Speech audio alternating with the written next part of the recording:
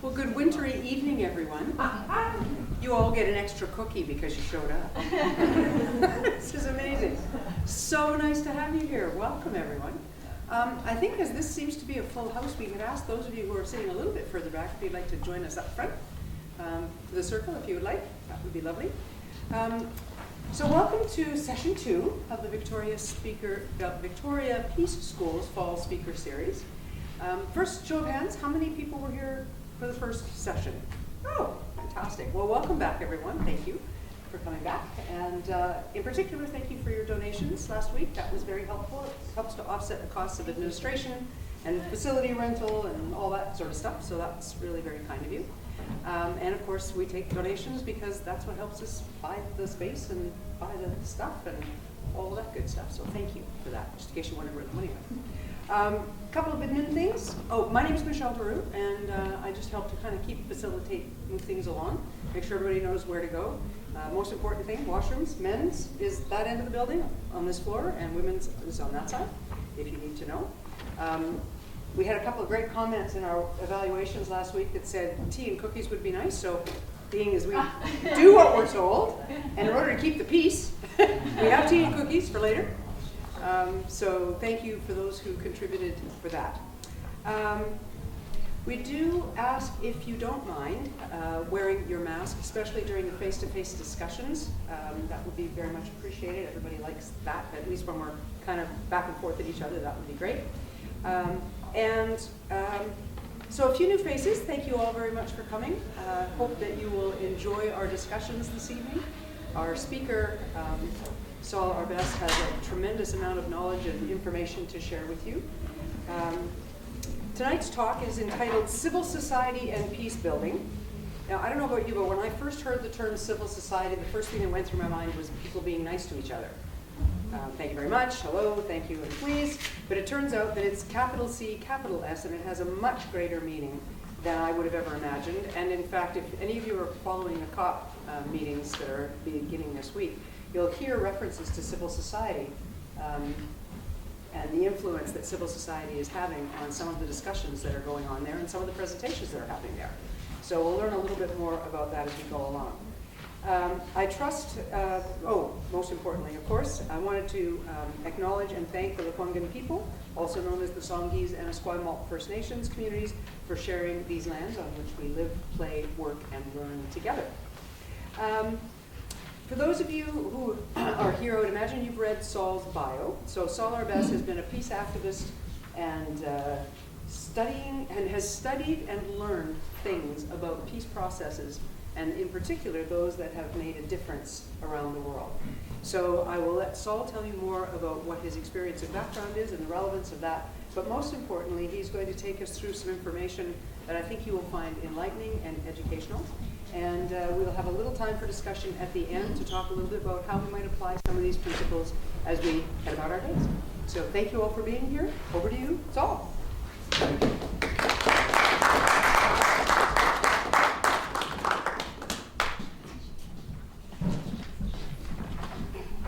Well, first of all, to all your stalwart people that came tonight through the inclement weather, I congratulate you. It really does show some resolve because it is very much a stormy night tonight. Now, I need this, right? Yes. Okay. So here I am. So again, my heartfelt gratitude for those that have come tonight. I see here some old friends, some people I haven't met that I'm very anxious to also meet tonight. We shall have an interesting and I hope stimulating evening together. And but I want to open by some special considerations. I'm an anthropologist by training and by experience and by inclination. And when I look at issues of peace and security through the eyes that view human behavior and culture in an evolutionary and comparative perspective, I can see that when we speak about violence, we're talking about a species-specific problem. It's a problem that spans the entire species, Some cultures do better with it than others, but violence is endemic in our species from the very, very beginning. And this has been the central problem that has existed in all societies and cultures through all time, and is very, very much present in 2022 with conflicts both between nations and within nations, and it goes on to a point where it perhaps will not be able to go on any longer. We are reaching that kind of a tipping point, it seems to be very clearly. You know that when we span the whole career of human experience on this planet, this is one of the things. And I'm not trying to diminish the greatness of our species as well, the achievements. But this is what we're here tonight to focus on, which threatens all of those other achievements.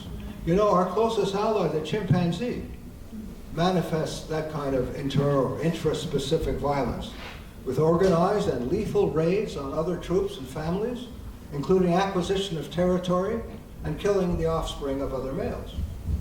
So, you know, this is very much in our evolutionary history, but culture hopefully ultimately can override that.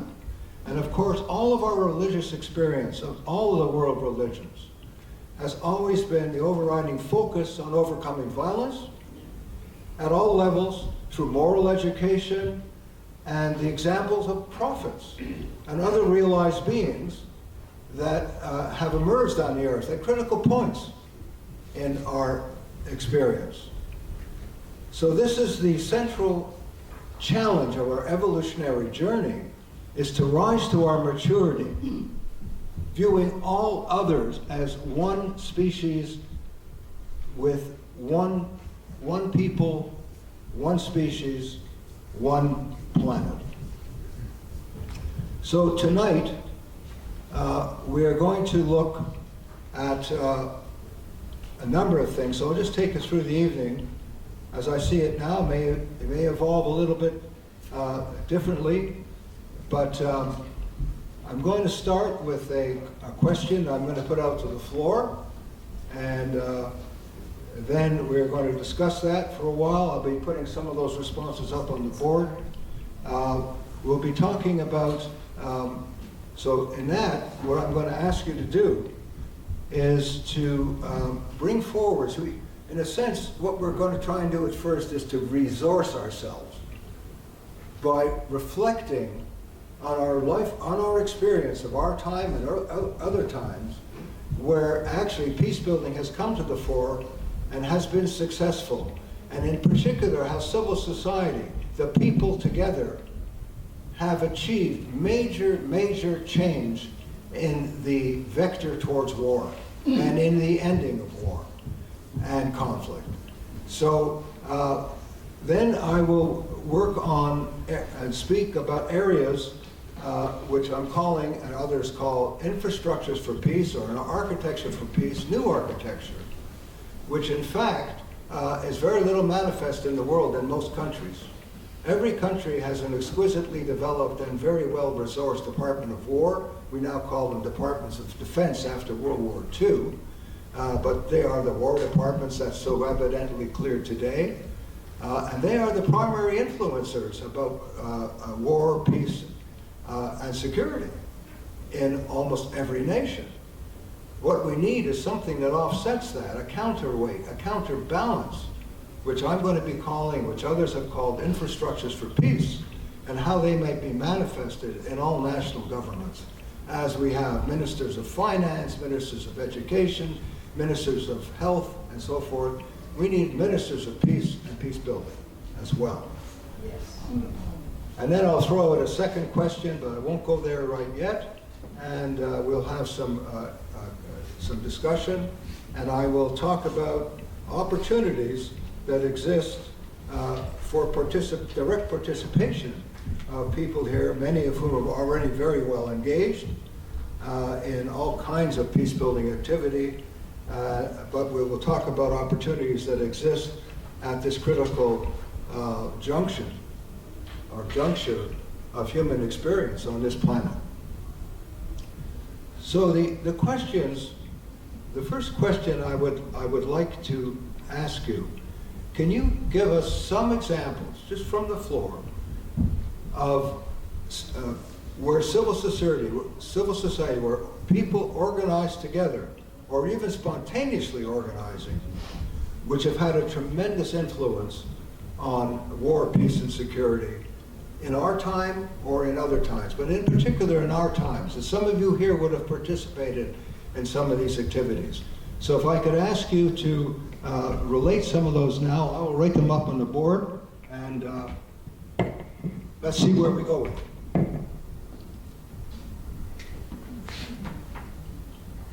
Please.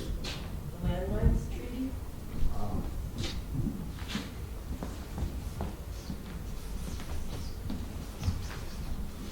It's not writing very well. I need something in black. I'll get it.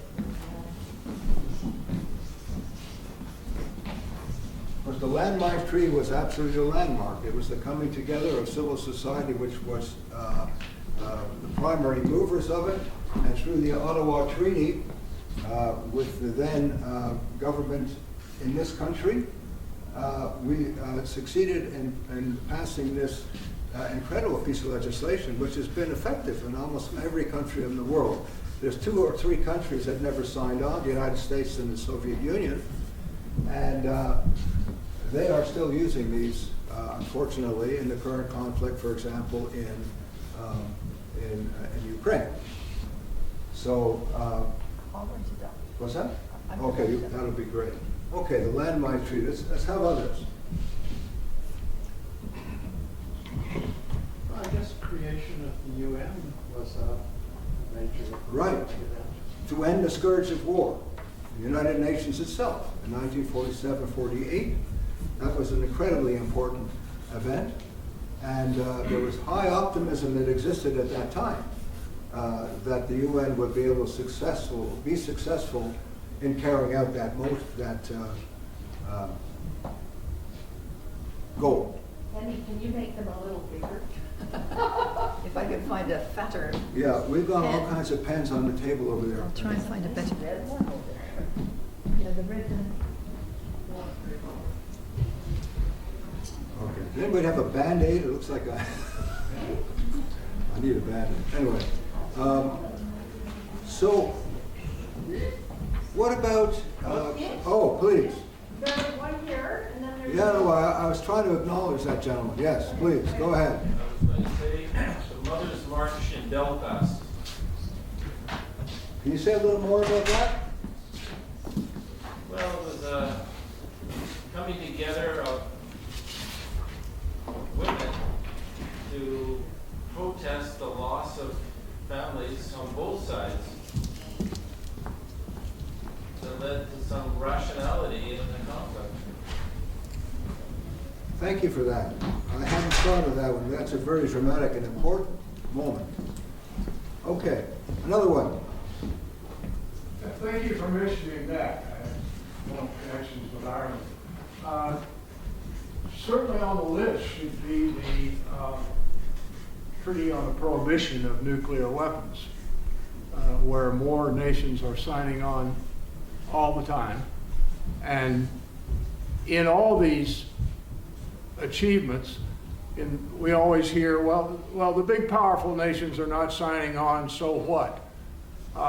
In that particular treaty, however, I'm reading that there are more and more boycotts, withdrawal of sponsorships, various kinds of nonviolent action to penalize states that do not sign on to the Nuclear Non-Proliferation Treaty.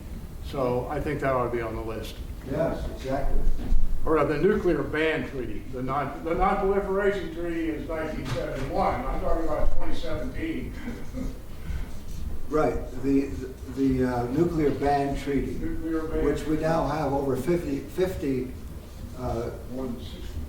more than 60 signatory nations to that. Of course, the significant nations that bring us to war haven't yet signed, but eventually we will keep the movement going until they do. And actually, speaking about that, there was the group that, Canadian group actually, that in 2017 won the Nobel Prize, the International Campaign Against Nuclear Weapons, the campaign for the abolition of nuclear weapons, which has had a major effect on the very piece of legislation that our friend here just mentioned.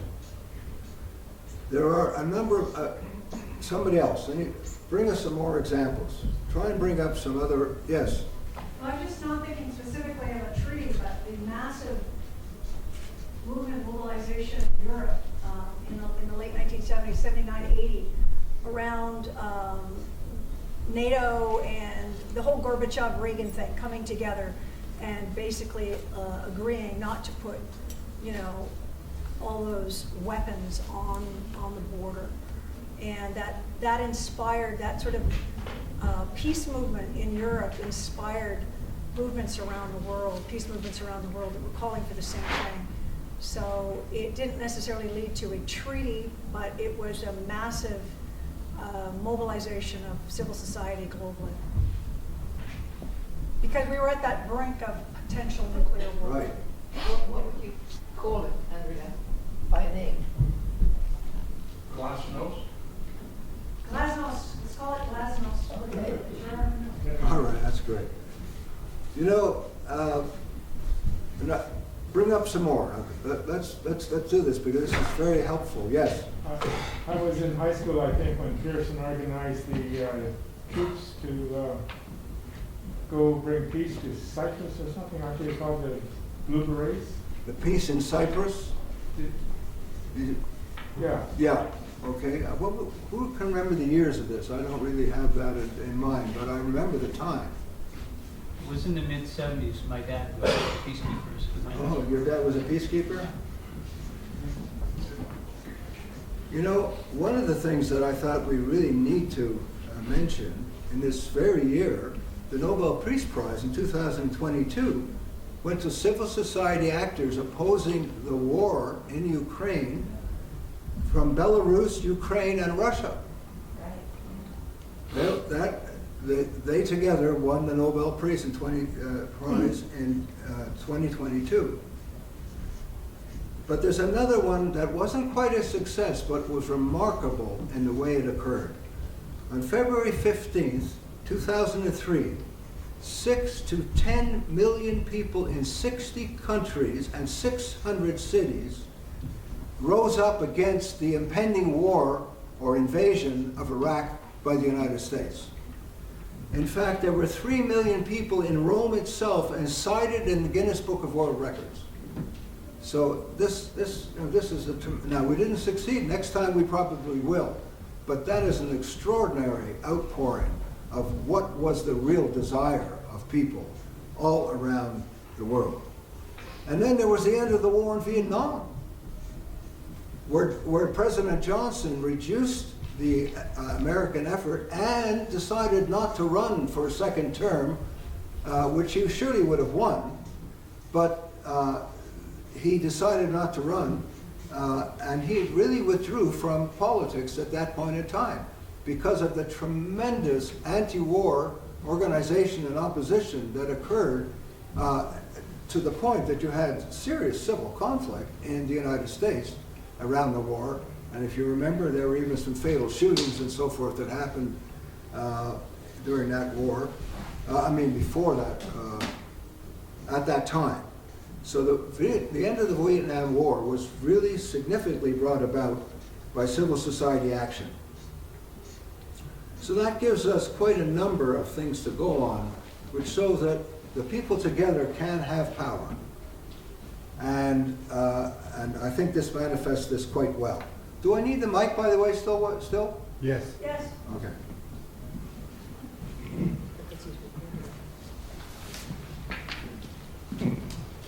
Just give me a second here to get organized.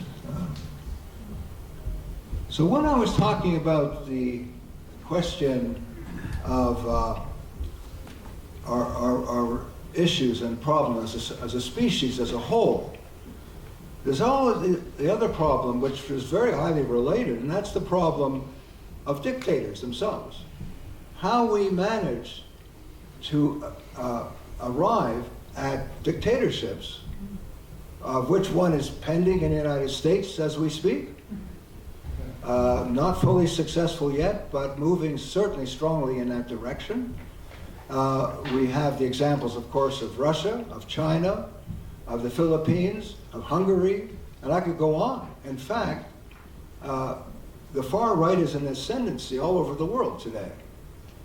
How is it, and I'm not trying to, I'm just putting that out as a question right now.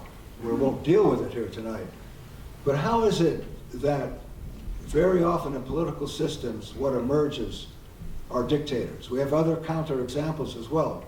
But this is a huge human problem of profound ego, self-aggrandizement, the thirst for power, which mostly men, almost invariably men, can somehow rise to prominence in their countries and carry out a devastating war, like in the Ukraine, and many other wars that we could cite in the same way. There's a woman in Italy right now. Yes, there sure is. I didn't mention Italy, but that's one of the most recent ones. So, the last thing I really want to say about, of course, the central problem of our time, apart from warfare, is, of course, climate change. And there's a very powerful relationship between climate change and sustainable peace. So the first of your handouts is a very convenient triangle here that you can, if you would look at it now, you will see that that resilience is based upon three different inputs, really. Adaptation, development, and humanitarian aid, but also, and I'm glad it gets a full third, and that is peace building and conflict prevention. Because without our ability to resolve conflict peacefully, without our sense that we are one species, and which climate change really emphasizes, we're in this together, we're all in this together, it knows no boundaries, that peace building and conflict prevention have really come to the fore. Because without our ability to solve conflict non-violently, creatively and non-violently, the entire project to address climate change could simply, literally blow up in smoke. So right now, for example, the world is diverted away because of war, and there's now a lack of cooperation between Russia, the United States, and other countries in order to addressing climate change, for example. There's been a break here that's happened at a very critical moment because of war. So this is something worth remembering, that we must keep in mind at all times, that without addressing our ability to make peace among ourselves and with others, to see the one planet, one people, the project itself will likely not succeed. If you look at the second page, for example, these are two stark things, facts that will tell us where we are. The fact that 3 billion people, 3.3 billion people of 7.7 billion people, that's better than, well, I haven't got the math, but it's certainly better than a third.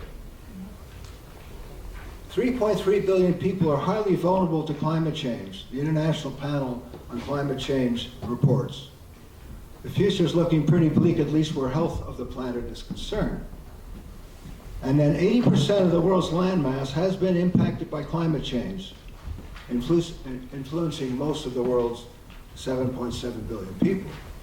So this is the background of the work that we have in front of us, and which I'm hoping tonight provides some ways and way of dealing with conflict, more general, but also specifically. So if I now could come to opportunities that exist in new thinking about peace building. And I want to speak here about page 3, infrastructures for peace. A lot of people have trouble with that sort of idea, but we have a health infrastructure, we have an educational infrastructure. You know, you could think of it as an architecture if you like, but I'm proposing this is a missing link in almost all national governments. So what we do have, of course, is on the questions of peace and security, we have the preeminence of the Departments of Defense, previously called the Departments of War, which is a more apt name. And then we have, like domestically, we have ministers of national security. I'm not quite sure what the name of our minister is, but we have Homeland Security in the United States. This is the way in which conflict is looked at from a point of view which really won't very successfully get us there as we see a world in conflict and turmoil today. So when we speak about infrastructures for peace, you have on the page, you can see that the idea here is that we need to create a countervail, if you like, to the ability of the Department of Defense. Take, for example, at the time when Canada was deciding what kind of participation, if any, it would have in Afghanistan, the only ministry that had a plan was the Ministry of Defense under Hellier at the time. They had a plan. They're going to go in and they're going to kill the gooks. Remember? That's the phrase he actually used.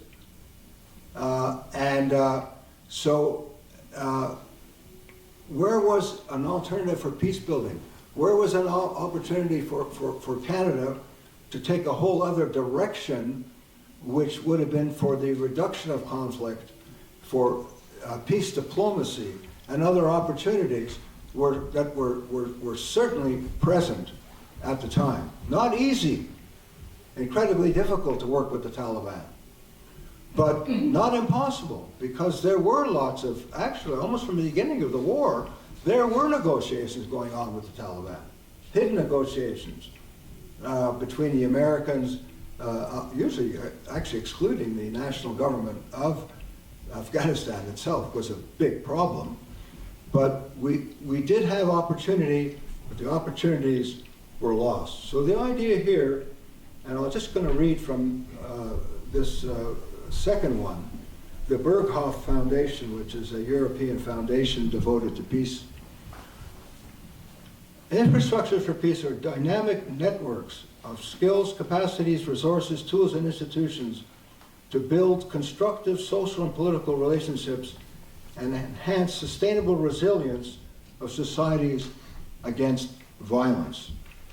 So think of Canada now, at that time, when we're making this decision to go into war, and all that we have really, seems to me, is defense as an idea, which was conflict, engaging in active conflict in the most dangerous areas of all in Kandahar province.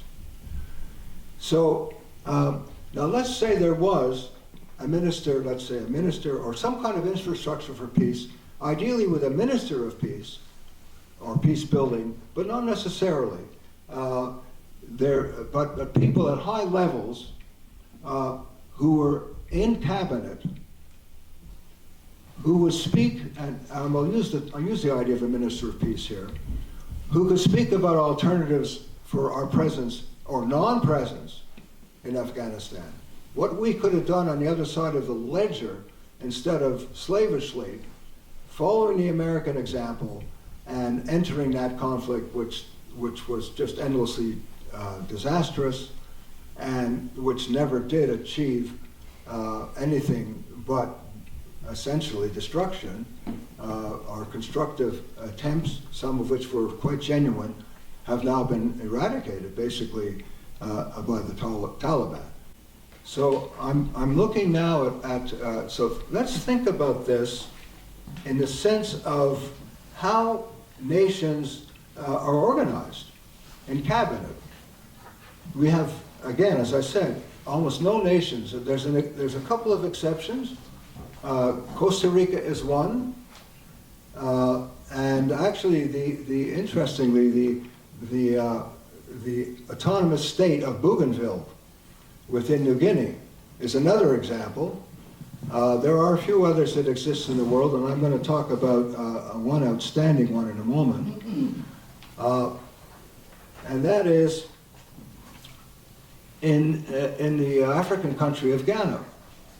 Now, Ghana and many other countries all over the world have found themselves in deep pre-electoral and post-electoral violence. It's become endemic in those systems. And in order to address that initially, Ghana developed what is known as the National Peace Council as a piece of legislation, which created, so it's, as you can see on your page 4, it's funded by the national government, but at arm's length from that national government. This is very, very crucial in terms of direct political interference. And the National Council is made up of people who are highly respected across all sectors in that country. Actually, there's many religious figures in that body, given the particular makeup of Ghana. But it's also a cross-section of Ghanaians, and it provides coordination and training in peace building at the regional and local levels. So you have a system which works nationally, regionally, and locally through what are called local peace committees, which are where conflict is dealt with at the appropriate level where it has occurred. So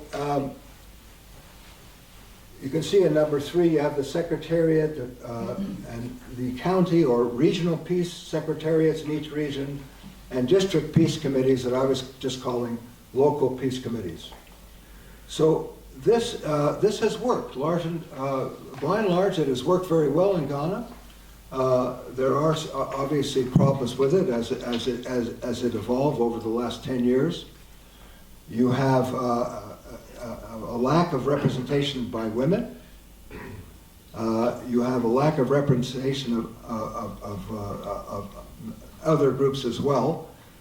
So that's something that needs to be addressed. But overall, it is a successful model for dealing with peace building at all levels, formed by government. So this is different than a minister of peace idea, which is part of government.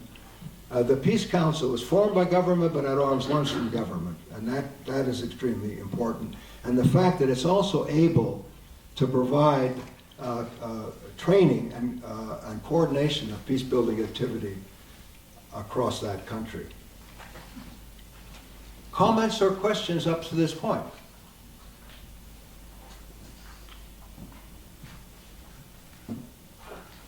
Okay, so if we talk about the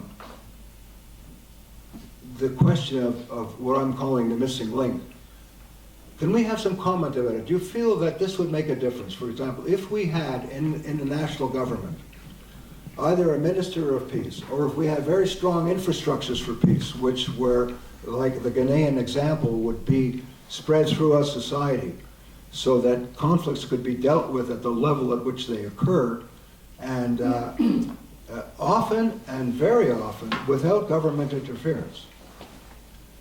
Because what you're talking about is prestigious and highly valued, recognized people at the different levels, local, regionally, who are able to address conflict and and the outcomes for which would be seen to be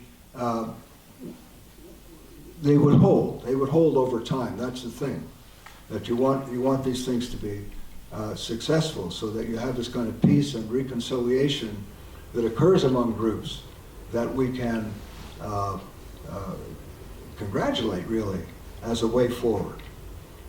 So I'm looking for comments on how people feel the likelihood of Canada, for example, moving in a direction of such infrastructures for peace, either with the Ministry of Peace or with other forms of organization. For example, we do have in Canada, we do have a couple of very important bodies that are responsible for peace building across nations, across the country. And the most recent of those, a unique development in Canada, has been the Ambassador for Women, Peace and Security, which existed now for 3 years. Unfortunately, COVID had a major influence on the ability of that person to be active, but that person is specifically charged with the implementation of the National Action Plan for Women, Peace and Security, which itself derives again from a UN resolution on women's participation in peace building. So we're looking forward to a greater activity that we've become aware of, that this woman is Jacqueline, I forgot her last name, I'm sorry. O'Neill. Pardon? O'Neill. Jacqueline O'Neill, who comes highly recommended, has worked for many years on this field in the UN and other agencies. And the other Canadian focus is called the Peace and Stabilization Operations Program, PSOPs, Peace and Stabilization Operations Program. And it's basically a platform for conflict prevention, stabilization, and peace building in fragile and conflict-affected states. Failing states often is where, you know, where this work is carried out. And it is not involved in preventative work, really. It's work that happens after the fact, and that, of course, is a problem. So, and the other final thing that we do have in Canada is an ambassador and permanent representative to the UN in Geneva on the Conference on Disarmament, which frankly meets very irregularly, even at this time. It hasn't been very effective. And so those are our sort of 3 thrusts that I can think of that really matter. But what do you think about the idea of elevating this peace building to have, in fact, either a minister of peace or at least a countervailing structure of infrastructure for peace? Let's have some comment on that. So in Canada, I like the idea that it's independent. Right. That's great. But the government's funding it. What keeps the government funding it? Like, what benefit does the national government get to continue to finance that program? Well, the biggest thing that it gets from this is electoral outcomes. The reduction of violence in pre- and post-election periods, which has been very successful in Ghana, and also to a lesser extent in Kenya, which also has a national program of this type. So that's a huge benefit. Because in that country they accept the result of we hope they have a problem of accepting the result and succession, just like they do in the United States. So this serves stabilization of the succession of political leadership, and that would be a good reason. But your question also, they could also dismantle it too. Well, they could, because they're financing it. If they didn't like it, they could. So in Canada, where we don't have that kind of violence pre- and post-election, to encourage our government, what could we use to, like if you want someone to dig a hole, give them a nice new shovel, what could we give, what can you convince them that this is something that's of benefit? Well, I mean, it requires the collective action of the people, very much. you know, I talked about a Ministries of Peace. Well, I'm deeply involved in one of the founders of the Canadian Peace Movement, which we called before the Canadian Department of Peace Movement. So we are very active in moving forward and had a big hand to play, actually, in this ambassadorship of women, peace, and security that I mentioned earlier. So it's that type of consistent pressure on government. We've already introduced 2 bills, private members' bills, Right. in 2009 and 2011 to create a Ministry of Peace, which was supported by all the opposition parties, actually. Of course, we didn't have the party in power that supported it, which was the Conservative government at that time. Saul, in relation to what Charlene is saying, the organization that you just mentioned that is in existence but doesn't function very well, how could we as the people encourage it more or expose its lack of action in terms of what's needed right now? Or show the benefit. Here's the benefit. Right. I mean, that's how people work. Yeah, Here's the benefit. and you know, we have been, you know, to the best of our ability within our organization, but we're not the only ones. For example, there's the Canadian Voice of Women for Peace, for example, has been very engaged. There's Project Plowshares that's been engaged. So it's a question really of consistent pressure, and we're not big enough yet as a movement to bring about that change. So we made a small step on the way with the Ambassador for Women, Peace and Security. That is a big step. That is an important step because it also brings women to the forefront, which has not been historically the case in peace building. So that's a place to go. So it really is like any other movement. It's really a question. I'll come right to you. It's really a really question of building the movement, building the groundswell. And, you know, the time seemed right for it.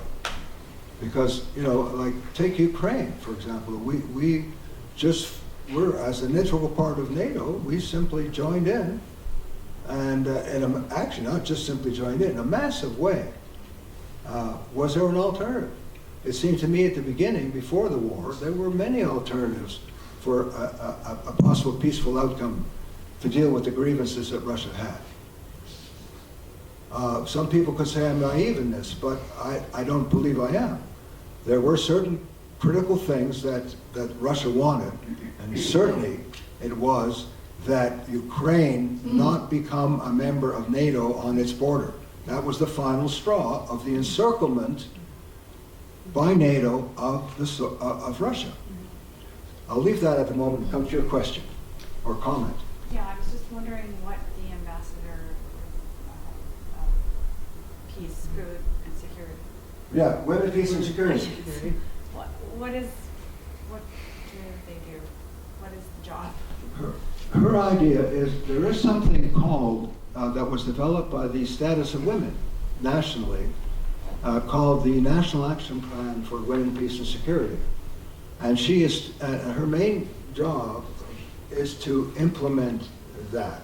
So it's to increase the presence of women in all aspects of peace building work. But also she has a mandate to speak internationally too, and to encourage these developments internationally. And so it's in that whole vein that her work is dedicated to. And as I say, we haven't seen a lot of outcome because of the problem of COVID and the reorganization. But I'm looking forward to her first report this year. Does that help a little bit? Okay, thank you. Any other, in the back there, Andrea? I think that whenever there's a discussion around war and peace, I mean, the big elephant in the room is always politics, because there's always a political context that gives rise to conflict and then war, and then we try to go at it, and then peace building, and then we do the cycle all over again. So, I mean, it seems to me that if we looked at violence at a micro local level, I mean, violence occurs on a regular daily basis to women. They are subject to it on an ongoing basis, whether it's domestic violence or whether it's death.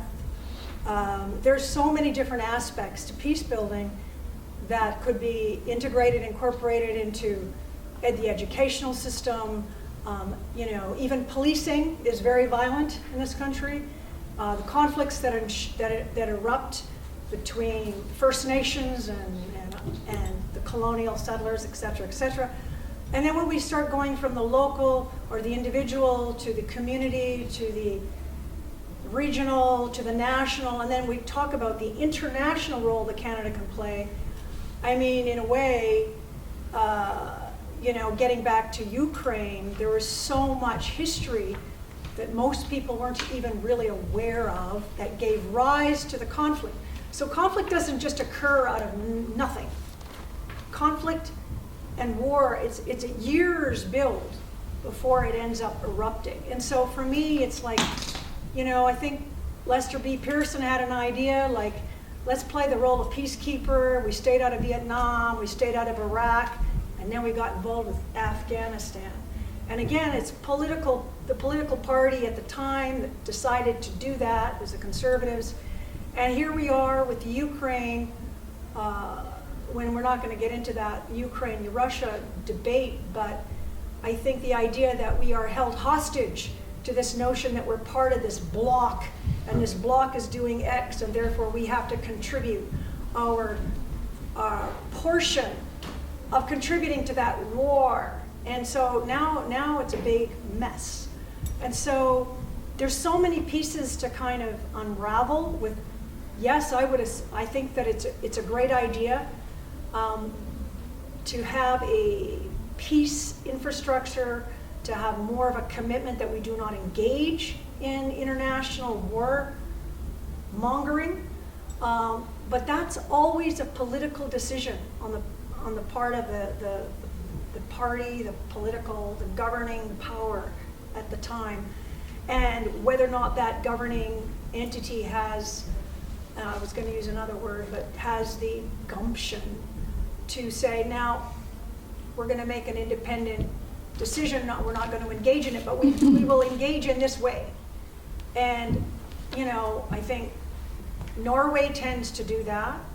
So the question is maybe aligning ourselves with some of those nation states and civil society groups that tend to stay away from joining NATO. But now NATO is actually expanding. And now Scandinavia is, you know, there's all these people who, or nation states who have not been members of NATO, who are now feeling like they have to join because there's so much pressure. So this is such a, to me, that is so much more than just war and peace. It's so political. And we have to have enough education building that goes with the peace building about what the sources of conflict really are. And often they're about resources and who's controlling those resources globally. And I'll just leave it at that. So I would say, yeah, that's a very important comment. I mean, what I would say about that is, it's a very big comment you made. So you talked about local, you talked about national, international conflict. So if we begin, you know, if we think of at the national level, again, coming back to decision making around Afghanistan. So if you had in place, now it could be other ways of doing this, but if we had in place a minister of peace, okay, a full cabinet within the inner cabinet of Canada, and if that person's essential direction is, you know, resolution of conflict by nonviolent means, then, and the discussion at the cabinet level would have to be inherently changed. It would have to be different. it would have to bring up all of these other possibilities that exist, which are more in line with the desires of almost all the people of the planet. So that at the national level, that's the one contribution that my organization has attempted to make. And I should mention at the same time that there's a global organization called the Global Alliance for Ministries and Infrastructures for Peace, which just met in Bogota in Colombia, and which was the sixth such global meeting that we've had on 6 continents. So there is movement, there is some activity both nationally and internationally at that level, but it's not moving at the speed that we need it to move at. And that is why it was so encouraging that in 2003, with 6.5 million people, or more, whatever I mentioned earlier, a tremendous outpouring all over the world in opposition to that war, rather than beating the drums and becoming, doing the patriotism thing and moving towards war willy-nilly. So that's level. Let's come to the local level. Now, at the local level, in Victoria, for example, we have Restorative Justice Victoria, which works to resolve conflicts at the local level, working with the police, who refer cases to us. I'm saying us because I'm a member of that group, for exactly as a diversion away from the courts, away from the criminal justice system, which is meant to come together and to create a solution to that conflict in which both the aggressor, so to speak, and the people who were affected, the victims, meet in a circle.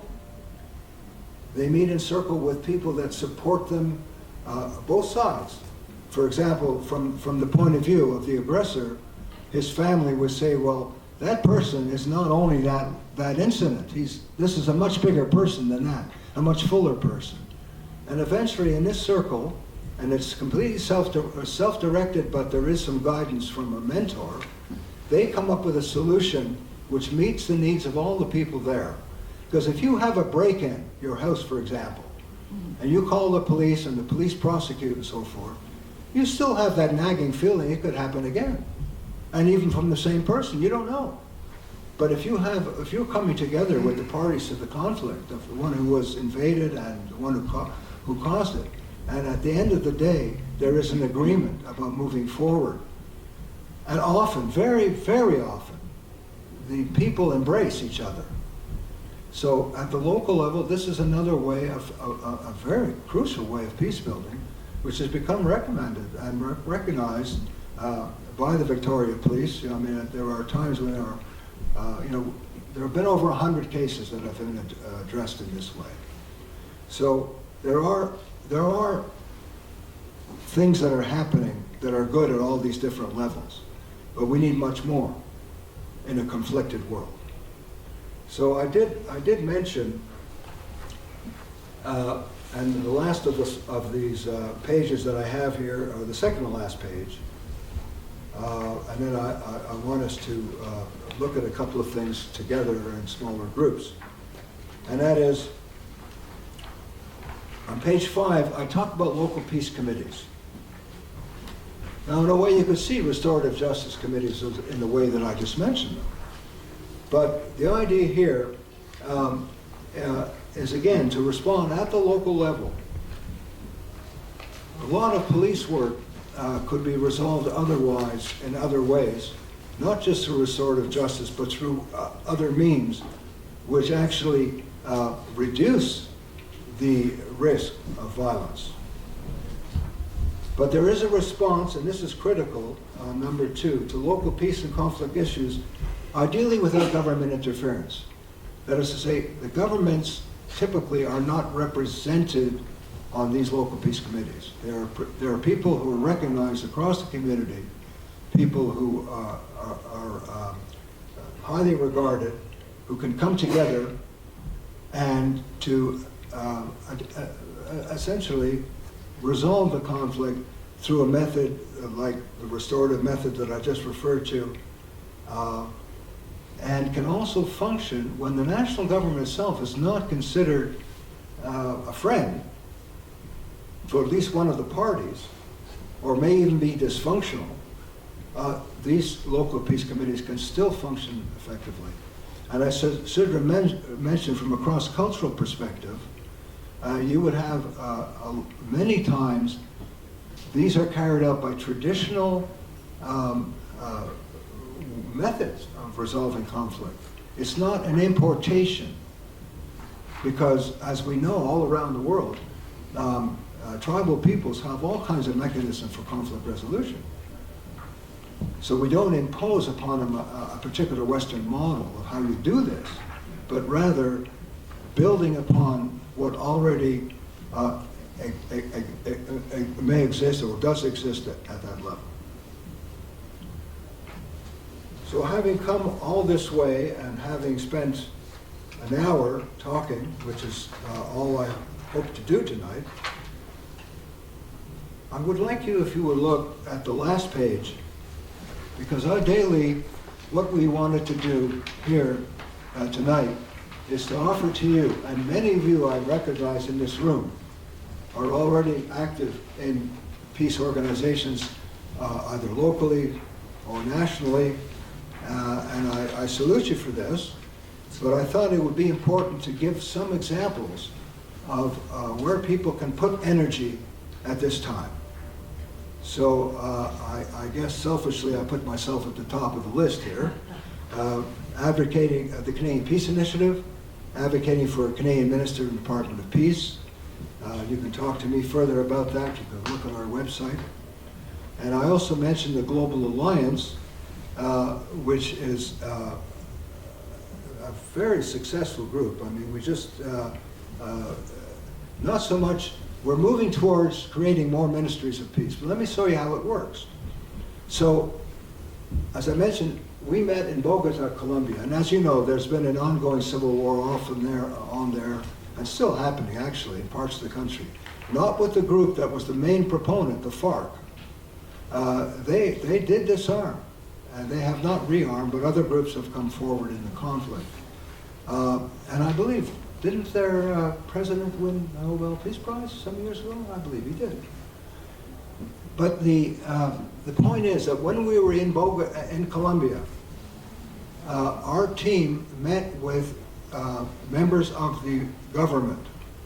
And as a result of that meeting, which happened at the end of the conference, there in Bogota, the parliament there, it's actually the Congress, formed a commission to study the possibilities of creating a minister of peace in that country. So this is movement. This is a good thing. And so each of those global meetings have had a different objective in each case, depending on the country in which we were meeting. I'll give you one more example. In Japan, for example, Article 7 in the Japanese Constitution prohibits the rearming of Japan.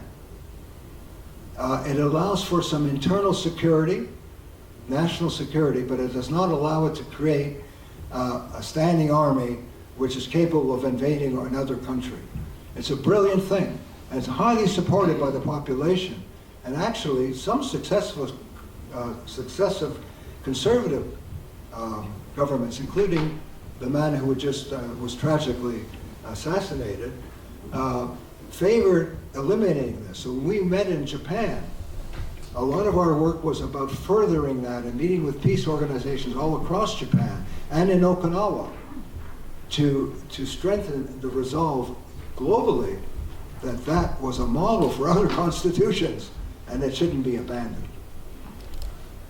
And then I mentioned before also the Canadian Voice of Women for Peace, an extraordinary, powerful group that has done tremendous work for decades, really.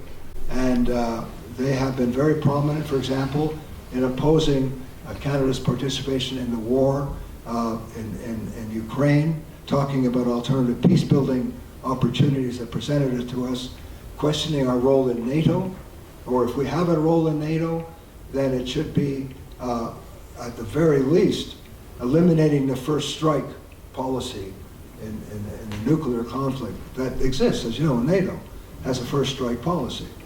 Now, a tremendously important thing was to not have a first strike policy, which would make a difference. And then there's World Beyond War Canada, which we have helped to found here. And this is a group that we, what really has happened, actually, if I may say, and Bill Geimer there has been our moving spirit in this work, and also in the Peace School. It has evolved into the Peace School for the time being. This is the activity that has come out of World Beyond War Victoria, has been this Peace School and this speaker series and other work that we intend to do. And then finally, I've given you a general link to peace groups. So what I would like to ask us to do, and when we do this, I would like you, if you wish, there is some tea, there is some juice, to take something with you, and I'd like to form groups of about 4 people. I don't think there's any particular need to move around right now. I mean, just have a little group around where you are. And to talk about the opportunities that exist that I've given you some of them here, and there may be many more.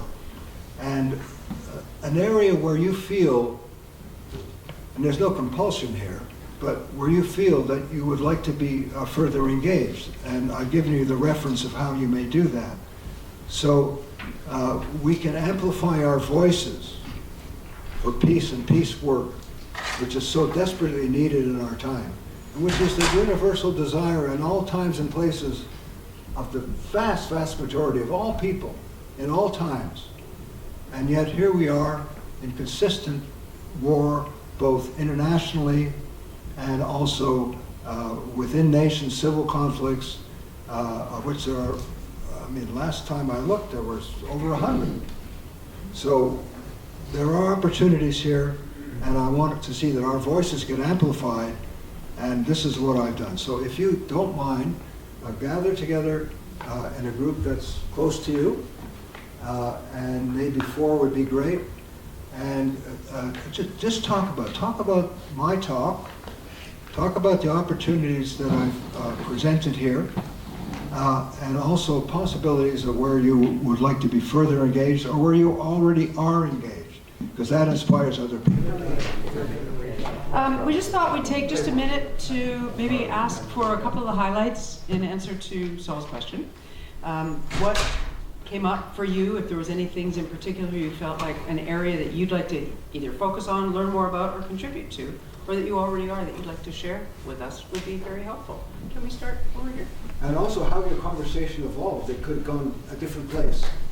That would be great too. I'll describe the latter first. There you go. We started telling stories to each other, so that.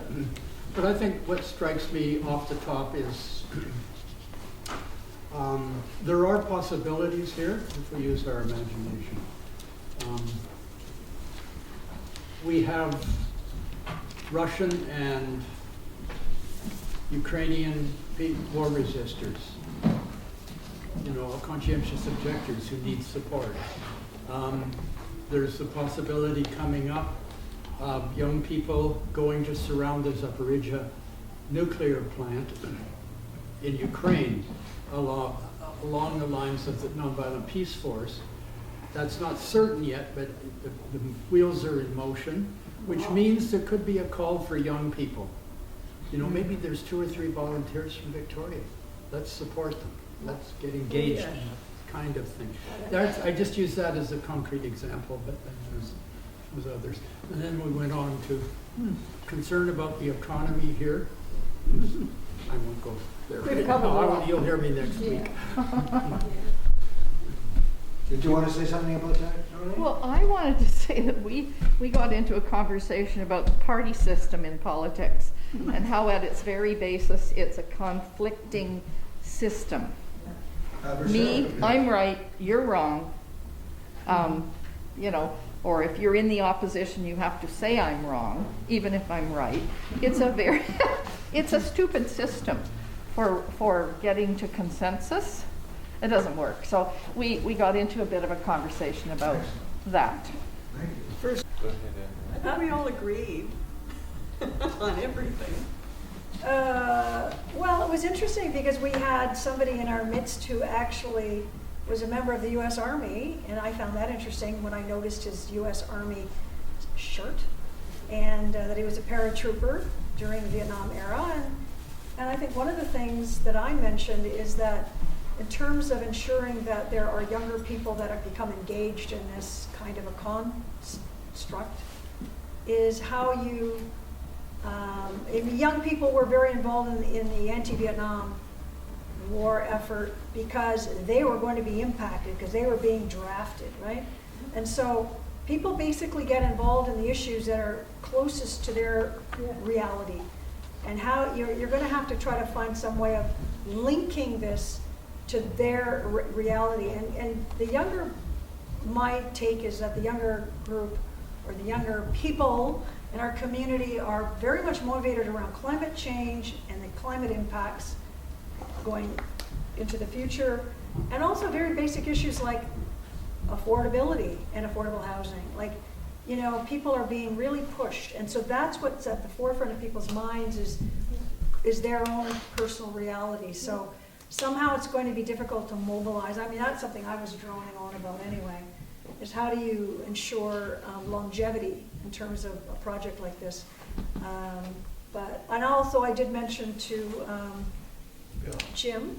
Bill. Is that his name? Bill. That personal stories, like young people need to actually hear and meet people who actually know people who lost their lives in Vietnam. I mean, yeah, you can see a Netflix film about it. But when you meet people and you see that somebody with this U.S. Army shirt is heavily involved in peace work for a very good reason. And I think that gets people thinking. People's personal stories are really important. It's not just the facts and the figures, but the personal stories. Why are you here? What motivates you? Because that is what speaks to, I think, speaks to people. Anyway, anything else? On this side. Neil? Greg, in your group there, do you want to say something about a highlight or something that struck you during our conversation? Many little flashes of this and that. I think there was certainly interest in enhancing somehow building the role of women in the peace process, and the possibility that at some level, once it gets the higher the discussions get, the more they are male dominated, and how does that happen along the way? That was something that was, at least in my mind. I don't know, Neil might remember, because really it was an unstructured conversation. Yeah. Okay, well, that's fine. Did you want to make a comment at all? No. Okay, thank you. That was fair, wide-ranging conversation. Yeah. So we talked about learning about how to deal with conflict at the most local level between yourself and others. And if you're going to teach skills for peace building on a larger scale, it's probably a pretty good idea to have some pretty good skills at it as an individual. And I've referenced a very interesting podcast under the category called Hidden Brain. And there was a recent presentation about how conflict will always exist. The question is, how can you have good conflict, meaning how can you resolve it? And it was a great 4-step process on skills that one could develop in order to get there. So that was an interesting thing to share. We talked about the importance of trying to find ways to use civil society work to influence the people who write algorithms that drive terrible material to young minds and others. We even talked about things like minding our own minds and making sure that we're not participating in that world of being having our data and information harvested so that we can be continually fed the stuff that we don't really need to see anymore, and that putting pressure on that community of media to at least present some more balanced algorithmic work would be valuable. We talked about shedding a light on the good news stories, because it's pretty easy to get caught up in how dark it all is and how complicated it all is. But there's a lot of good stuff happening, and if we don't share that with everyone we know all the time, then it'll never get heard, because it's not likely to be on populist media, and algorithms aren't driving it in that direction. So become a light, not a judge, and share as much information as we can on whatever level we can with whatever audiences we have, and look for influencers. If it takes influencers to create communities of competence in this area, then let's find out who those people are and talk them up and get them featured and highlighted and encouraged, and have them be the ones that speak on CBC radio and other places where there are larger audiences, and that it's a game of inchmanship, where we're just a little step and a little step and a little step, but eventually drop by drop, drip by drip, things happen. And that's kind of how civil society groups get started and how civil society groups make a difference. First of all, thank you very much for your thoughtfulness, your contributions, your participation. It's incredible that people will show up on a night like this to talk about something as big as world peace. I think it's fantastic. There are some evaluations. If you have a moment, we really appreciate it if you would give us a few thoughts on how these evenings are working for you and what you'd like to do in future.